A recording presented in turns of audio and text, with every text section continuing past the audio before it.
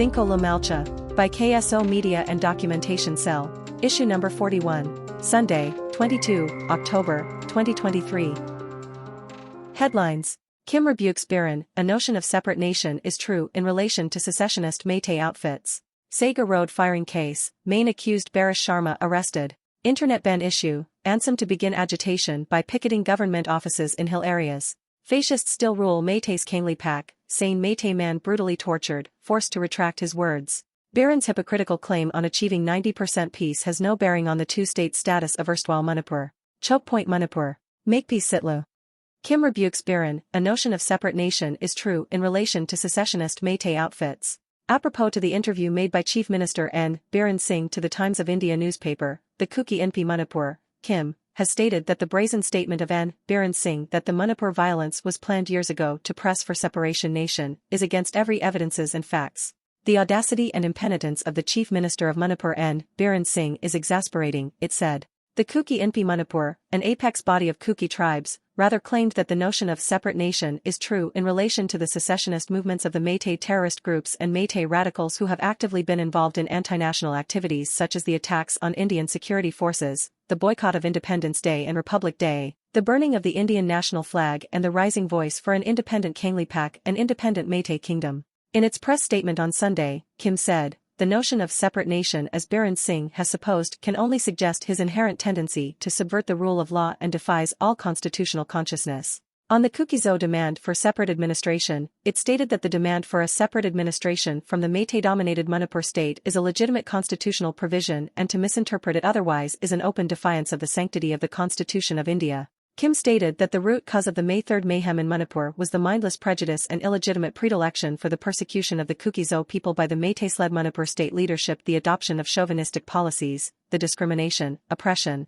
and alienation of the Kuki-Zo people and the subsequent radicalization and militarization of the Meiteis chiefly under organizations such as the Arambai Tengal and Meitei Pun. Further, the violence was in fact pre-planned as Biren Singh suggested. The violence was pre-planned by the radical Meitei groups under the banners of Arambai Tengal and Meitei Pun and in tandem with the Meitei-led Manipur state government, said Jangalun Haokip, Secretary Information and Publicity, Kim. In fact, these Meitei radical groups have started harassing and abusing the Kuki-Zo people since May 2 in the name of counter-blockade, while the immediate trigger of the conflict was the killing of one pastor Seka Haokip Jen at Kangvai by the Meitei radicals on the evening of May 3, he said. Haokip also stated that the allegation of a pre-planned attack in the name of a peaceful rally was utterly confounding. For the record, the peaceful rally was organized by the All-Tribal Students Forum Manipur, ATSM, and therefore his allegation is baseless, he added. Kim said, despite the audacious and repeated attempts of Biren Singh and the popular Meitei leadership to avoid and alter substantial evidences and facts, the ongoing conflict in Manipur is indubitable that it is a state-sponsored and pre-planned ethnic cleansing against the Kuki-Zo people. Speaking of Joramthanga, the incumbent chief minister of Mizoram, Biren Singh alleged Joramthanga of speaking on the Manipur conflict for political mileage. Contrasting to Biren Singh's opinion, Kim said that the Kuki-Zo people are immensely grateful for all the humanitarian aid extended by people from all over the country in a time when our community is facing an existential crisis. Sega Road firing case, main accused Barish Sharma arrested. A team of Manipur police has arrested Manohar Mayam Barish Sharma, son of M. Balaraj of Wankiai Ningtham Pukri Maple, who is the main accused of gun-firing incident at Sega Road Kwarakpam Kaikai in which 5 persons including a woman sustained bullet injuries. Barish Sharma is also known for his notorious activities against the Kuki-Zo people even before the ethnic violence began on May 3.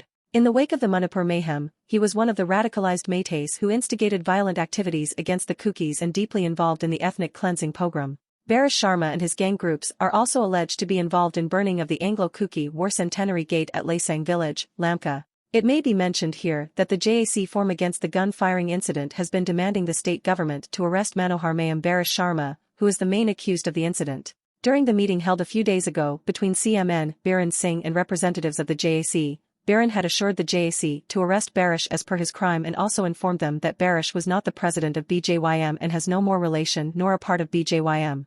Notably, Barish Sharma was earlier arrested and jailed on May 27 under Section 25, 1A, Arms Act prisoner. He was later released on bail on June 4. Internet ban issue, Ansem to begin agitation by picketing government offices in hill areas. Irked by ignorance and withholding of the competent authority in depriving the rights of the people, the All Naga Students Association Manipur, Ansem, has announced to launch picketing of government offices in the hill districts of Manipur from October 24, 2023 to October 25, 2023 as its first step of agitation. ANSAM has been demanding to immediately lift the order of internet shutdown and restore internet connectivity in the peace area of the state, and to declare the result of the interview held in the month of September, 2021 for the appointment of 190 posts of assistant professors, 145 plus 45 Street Special Drive, for government colleges of Manipur at the earliest. In its press release issued on Sunday, ANSAM said that it was irked by the ignorance and withholding of the competent authority in depriving the rights of the democratic citizens despite of the repeated plea to the central government and state government for having failed to respect ANSAM's ultimatum and assurance given by the Chief Minister of Manipur pertaining to blanket banning of internet in the state and representation submitted for declaration of result, for recruitment of assistant professors, contractual basis, for government colleges in Manipur. The All Naga Students Association, Manipur, ANSAM, had earlier made an ultimatum to the government through media on October 17, 2023, giving 5 days of dateline to materializing its demands. The Naga student body stated that it acknowledged the efforts of government authorities to condemn the protracted conflict and restoration of peace in the state of Manipur. At the same time, it also expects the government to address the long overdue grievances of the public. The association warned that it might also intensify the agitation if the legitimate demands are not fulfilled. ANSAM appealed the constituent units and subordinate bodies to strictly enforce the proposed agitation in their respective jurisdictions. It also appealed the government officials and general public for utmost cooperation and understanding during the course of the agitation. Fascists still rule Meitei's Kangli Pak, sane Meitei man brutally tortured, forced to retract his words. Another disturbing video of Arambai Tengle's brutality has again emerged on a social media platform, highlighting the savagery and barbaric nature of the radical group. A viral video of a man, who claimed Meiteis are such an unrecognized tribe in India, who have no origin and no concrete history except their own small plot of land, was tortured and forced to withdraw his statement. It is often seen in the Imphal Valley that Meitei fact speakers or sane Meiteis are frequently tortured, intimidated and compelled to withdraw their statements. India is one of only a few countries that has yet to ratify the United Nations Convention Against Torture and Inhumanity and has also failed to uphold its citizens' fundamental rights. Truth-tellers in the biggest democratic nation usually face torture and death threats in addition to the destruction of free speech. It may be noted here that the Arambai Tengle goons in the past have also resorted to violence among the Meitei society by subduing the freedom of speech enshrined in the Constitution of India. Notably, former cop Th Brinda and social activist Bublu Loitangbom were also made to retract their words under duress. A man speaking in support of the former cop was also thrashed severely by this radical group, forcing him to tender an apology.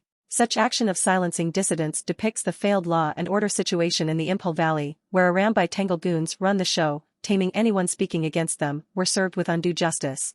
The Arambai Tengle goons are supposedly given a free hand to carry out their vicious action without any hindrance.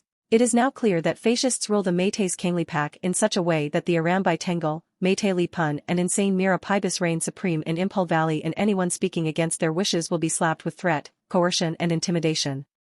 Biren's hypocritical claim on achieving 90% peace has no bearing on the two-state status of erstwhile Manipur. And Biren Singh's mystifying claim on achieving 90% peace in the state is nothing but an extraneous digression in the already divided state of communally charged erstwhile Manipur, where the two warring parties are far from mingling each other once again in the near future. His concept of peace might be relevant in the Meitei-dominated valley area so long as he can somehow control his cohorts from indulging in violent activities. In the hill areas, the fact is that peaceful environment exists as long as the radical groups of Arambai Tengle, Meitei Li Pun and valley-based terrorist outfits discontinue attacking the Kuki indigenous community. Speaking on the sidelines of the 132nd Manipur Police Raising Day on October 19, the Chief Minister, N. Biren Singh had said that there would be total peace in the state and 90% already has been achieved. He also reportedly alleged that there were some elements who did not want to restore peace. Here, the chief architect of the ethnic violence must know that the insane Meitei populace, guided by his state machineries, are the ones who are still indulging in instigating genocidal action towards the peace-loving Kuki population. One must note that a shadow government is in existence in Kuki-dominated areas and will continue to do so until the government of India officially grant or recognize the political demand of UT with legislative power. Biren Singh no longer has the authority to comment on the affairs of Kuki land.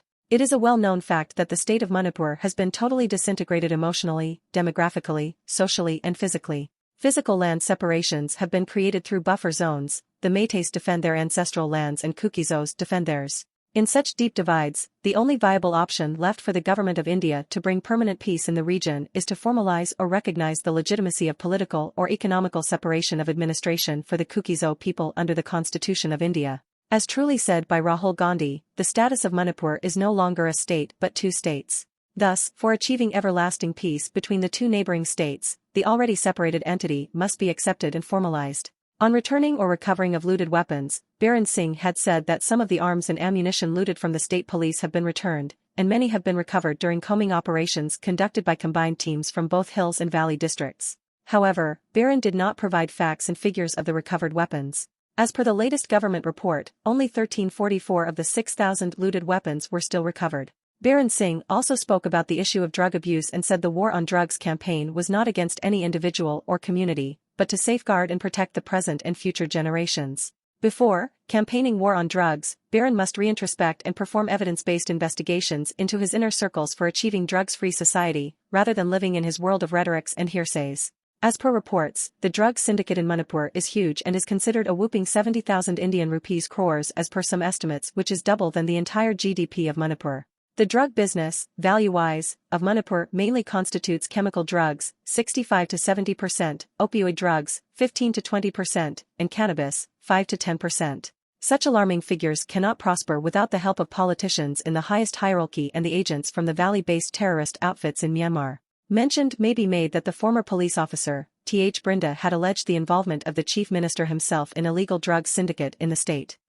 Sunday special article. Chokpoint Manipur, Makepeace Sitlu. On the morning of July 19, 2023, my phone kept alerting me to WhatsApp messages, as it had done during the previous 3 months following the eruption of violence along ethnic lines in India's northeastern state of Manipur. This time was different. It was a video accompanied by the following message: if your blood doesn't boil seeing this barbaric and inhuman treatment of fellow human being by Meitei goons, your conscious, sick, is equally morally dead. Period. Before I could open it, other messages started pouring in, asking if I had watched the video. Others warned against circulating it over social media and messaging apps. Meanwhile, the 26-second clip of two women being paraded naked on the streets by a mob of men groping and molesting the two while walking through paddy fields had already gone viral.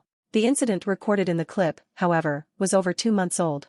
On May 3, after the state's highest court recommended that Manipur's dominant Meitei community be included among the country's scheduled tribe, a constitutional list that guarantees affirmative action for those included, the state's hill tribe groups carried out mass rallies in protest. The same day, an attempted arson of a Kuki war memorial and the fire set on Meitei villages by unidentified individuals led to statewide clashes between the Meiteis and the Kuki-Zo tribes. The two women, belonging to the Vaifei community that is part of the larger umbrella of Kuki-Zo tribes of the northeast, were assaulted by the street mob a day later. In some ways, these conflicts in Manipur demonstrate the Indian Republic's complicated politics of ethnic identity and claims for constitutional protection. Demands for affirmative action by regionally dominant groups is not unusual in India, as seen with the Pataldars in Gujarat, Marathas in Maharashtra, and, more recently, the Paharis in Jammu and Kashmir. With regards to the Meiteis, who converted to Hinduism in the 18th century, its socially weaker sections already had access to the constitutionally defined scheduled castes, other backward classes, and economically weaker sections.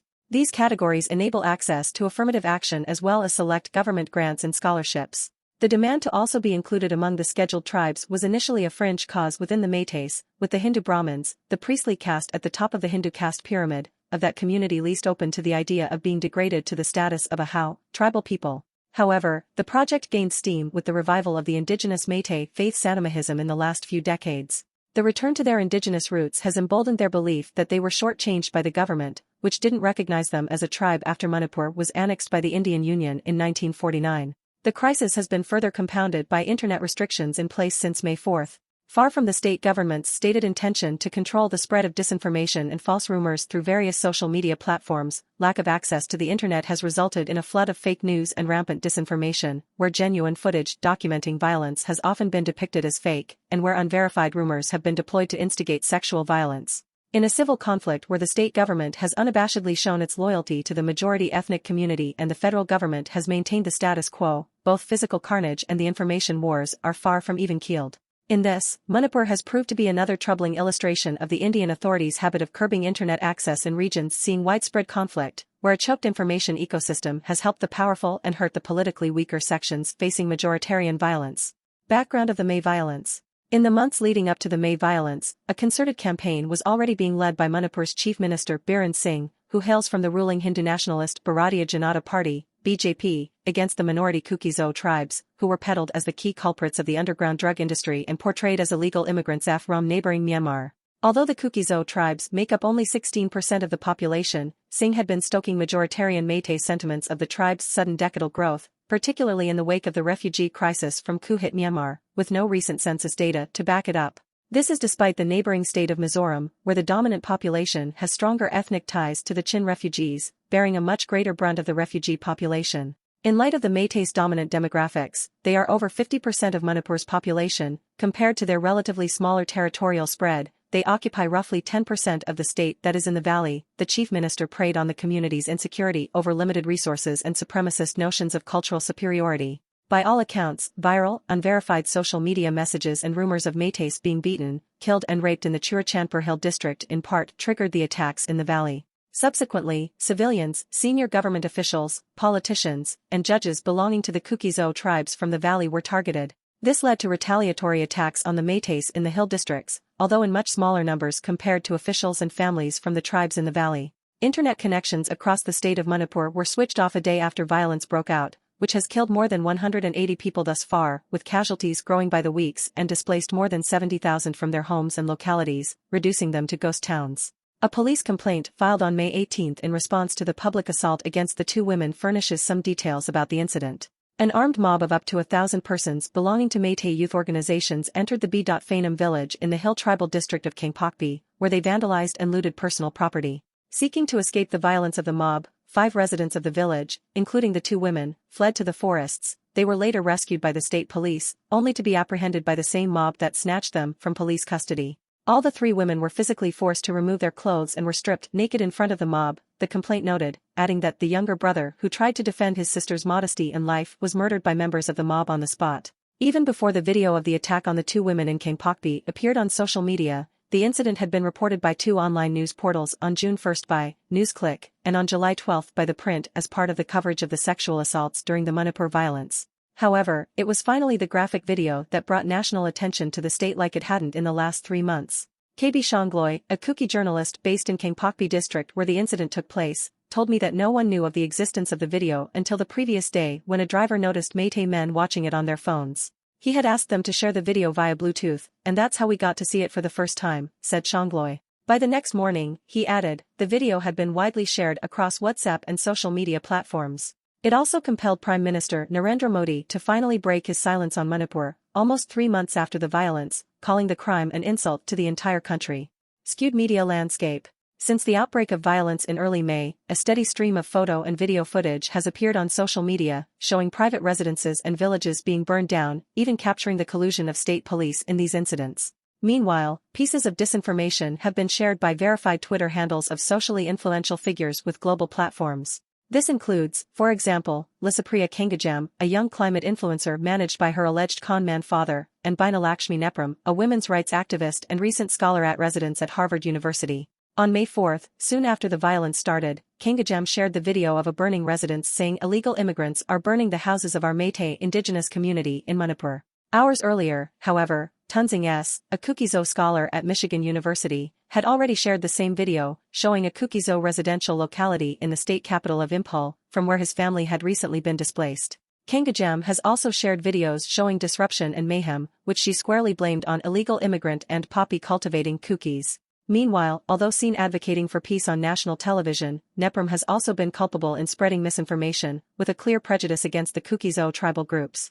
This includes sharing fake news on landmines allegedly placed by an armed group in a Manipur village. Despite the information being debunked as false, reverse image lookup found that the photos used in the story were from Jammu and Kashmir. She has not yet removed the tweet. More generally, Métis-owned outlets and journalists from the community, who dominate the media landscape in the state, have been accused of being compromised, heavily towing the state line, which is against the Kuki tribes. Apart from the accounts of these well-known personalities, several blue check-marked accounts have surfaced on Twitter since May, thanks to Elon Musk's new policy on paid accounts which abandons its previous verification process, which have furthered disinformation campaigns. Take, for instance, a right-leaning website with the Twitter handle @Dintent Data that shot to limelight during the Manipur violence ostensibly as a fact-checker. Its origins and ownership are unknown, but the account has told the Manipur state government's narrative, as illustrated in a thread that called Kuki's illegals migrating from Myanmar who had weaponized themselves to target the Meitei community. In the initial weeks, the running narrative on illegal immigrants and the Myanmar crisis dominated the coverage of the violence in mainstream Indian media outlets like Deccan Herald and India Today, as well as in international publications like The Diplomat and The Washington Post.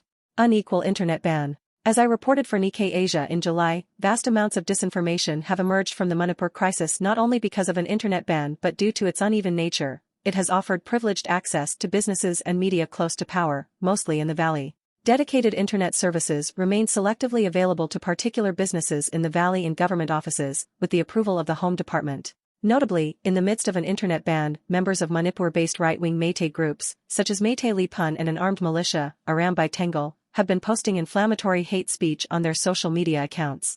Refrain from creating chaos at Imphal, we can no longer attack them here, announced Korangamba Kuman, the militant leader of Arambai Tengal, on his Facebook account. Written in Meitei Lawn, he added, "We have a plan, which you'll hear about in 2 days' time. Let's work together on this. Let us fight with all our might for our land and identity." No action from the state government has been initiated on such open invocations of violence against the Kuki-Zo communities. Meanwhile, Meitei Lepan's founding leader Pramit Singh went on national television, in an interview with veteran journalist Karan Thapar in The Wire, threatening to blow away the tribals from the hills. In the past, Singh has been associated with Akhil Bhartiya Vishwa Parishad, the student wing of the Hindu nationalist militant outfit Rashtriya Swayamsevak Sangh, RSS. Both groups, Arambai Tengal and Meitei Lepan, have been openly endorsed by Chief Minister Singh and Laishemba Sanajaba, the titular king of Manipur and a member of the upper house of the parliament. On July 25, Manipur state authorities lifted the ban on broadband services while retaining several severe restrictions. This included blocking social media websites, virtual private network, VPN, services and Wi-Fi hotspots, while allowing for the physical monitoring of subscribers by concerned officials. Those seeking to access the internet under these conditions were required to sign an undertaking agreeing to the enforced monitoring by officials. After nearly 5 months of ban, mobile internet access was resumed by the state government on September 23, only to be soon suspended for the next 5 days amid protests after photographs showing the allegedly deceased bodies of 2 missing Meitei students surfaced online. The state government confirmed their death in a statement, but their bodies remain missing at the time of the publication of this story.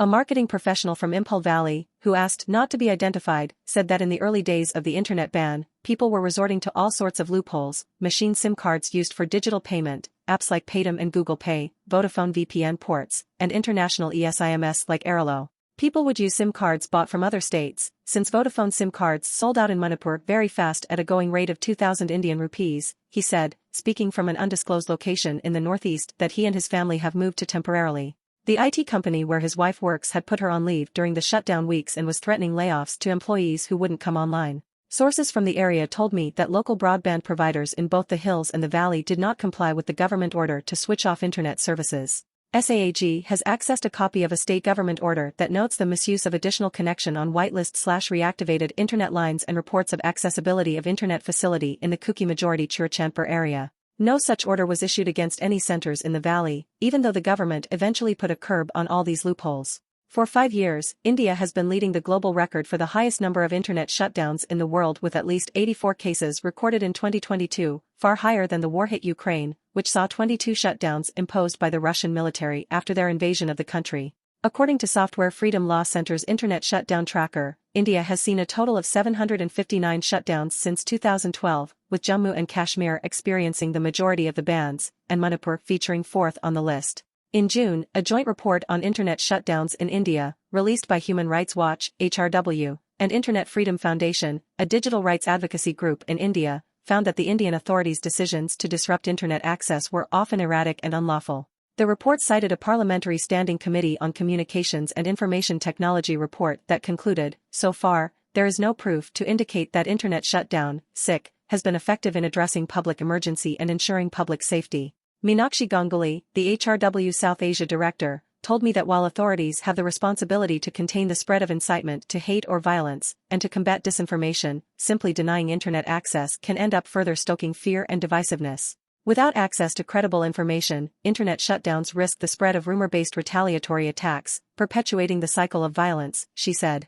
Missing outrage. The role of fake news and disinformation in instigating violence, including sexual assaults, against tribal women in Manipur has been well documented. However, despite videos of these incidents floating online after the breakout of the violence, neither local nor national media reported on it or verified and pursued these leads. Several weeks before the infamous Thingkho video of the two women being paraded naked was out, another clip of a Kuki woman begging Meitei women to let go of her was doing the rounds. Speaking in Meitei Lan, the Meitei women are seen instigating men to rape 29-year-old Nancy Chingthianiang, who was later interviewed by the UK-based Guardian, a few weeks before her video went viral again. She lost her husband and mother-in-law to the mob. Chingthianiang herself was beaten black and blue until she passed out. Seeing the video of herself instantly triggered her. I felt scared like I was back in that moment even though I was not raped, she told me over the phone. When asked how she felt about these videos of herself and the women paraded being circulated online, Chingthianiang said it was for the better.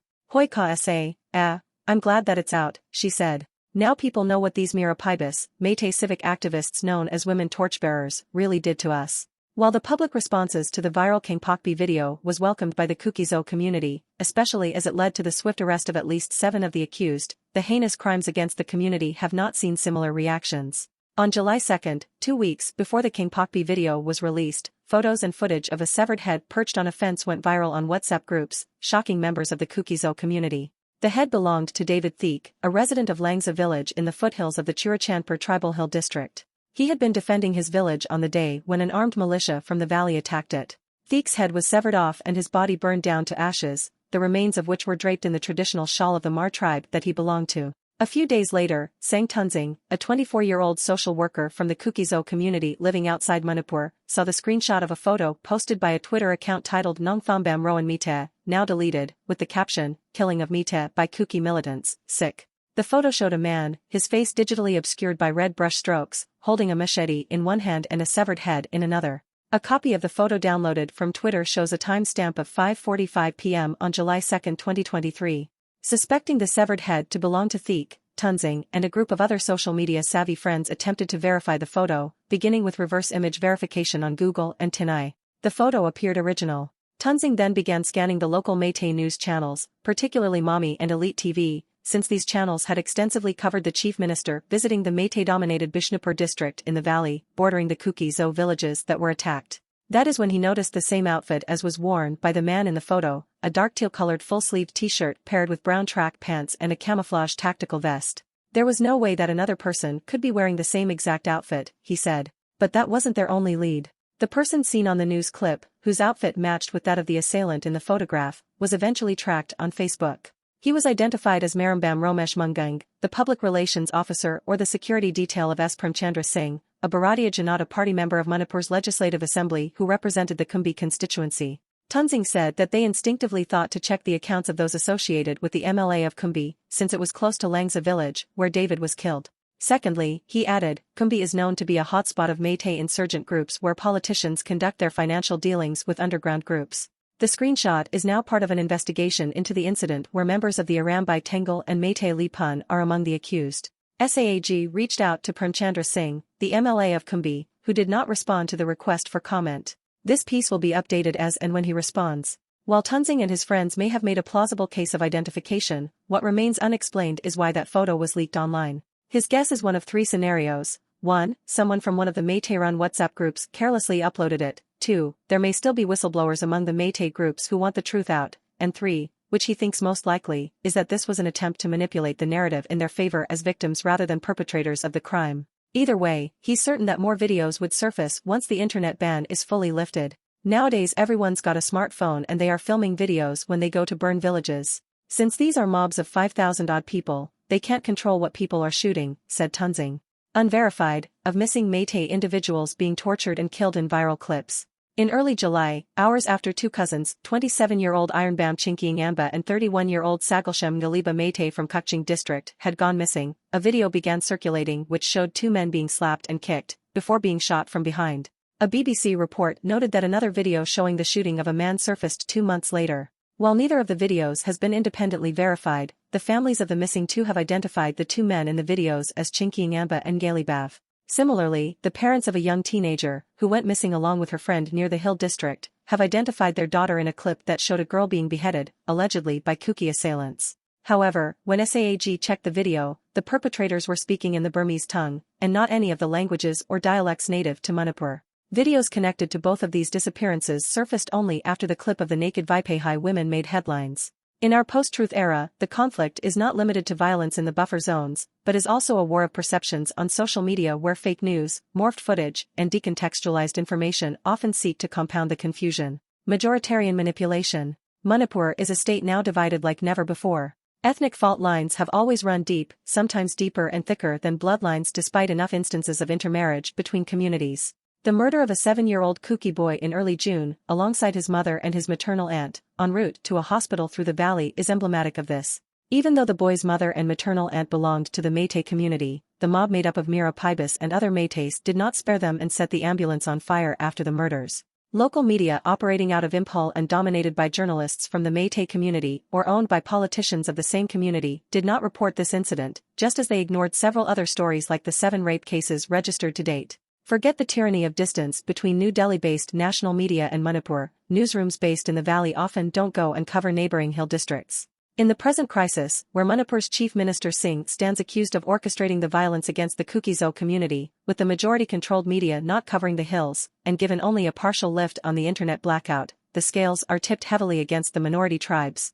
In early September, in a report on the media coverage of the violence, the Editors Guild of India lamented how the Manipur media had turned into Meitei media and held the internet ban responsible for the media being overly reliant on the state's narrative. Shortly after, 2 police complaints under sections of defamation, promoting enmity, and criminal conspiracy were filed against members of the Guild's fact-finding committee. Meanwhile, rather than working to gain the confidence of the Kuki communities as their political representative, we instead find the chief minister getting into a late-night spat on Twitter, asking a Kuki-identifying user if they are from Manipur or Myanmar.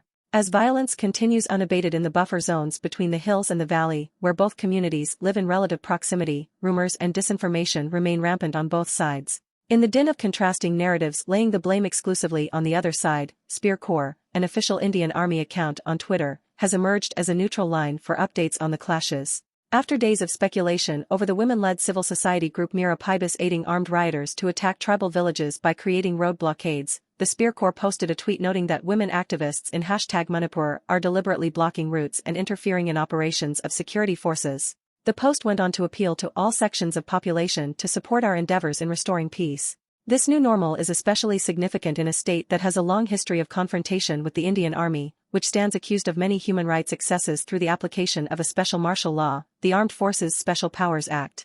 Naturally, the dominant Meitei community, its representative media and the state government see the army as biased in favor of the tribal groups, and accuse the armed forces of assisting Kuki militants. When I spoke to a source in the army who has been monitoring the security situation in Manipur, he argued that the neutrality of central security forces was evident in their assistance in the speedy evacuation of Meiteis from the hill districts. The only time that the local media had ever portrayed them in a positive light, he said, was when they reported the rescue of 5 Meitei civilians from Kuki militants. Notably, Meitei attackers are often called miscreants in these reports. Except that it was the Kukis who had handed over the Meitei civilians to us in good faith, he told me. But that detail never made it in any of the Meitei-run press. With such opportunities for solidarity that could have led to a ceasefire on violence and retaliatory attacks now looking increasingly remote, we find the strengthening of the Kuki tribes resolved to settle for separate administration away from the Manipur government. To be sure, the disturbing video of the Vipahi women may have led to police action after weeks of inaction, and it has alerted the country and the world to the scale of violence. But on the home front, the civil war is nowhere near an end.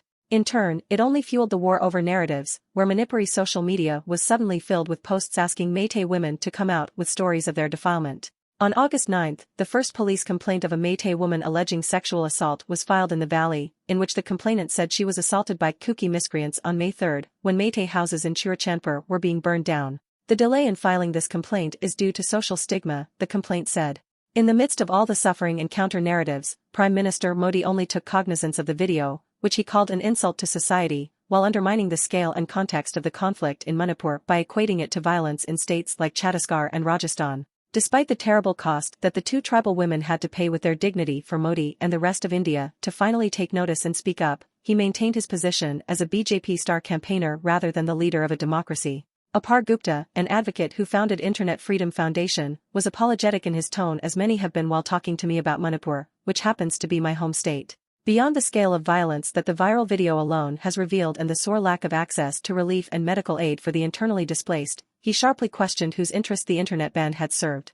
I believe beyond this individual specific instance, the internet shutdown has served the function of contouring our media national narrative, said Gupta. Manipur is burning, but we don't care. First published by https://www.saaganthology.com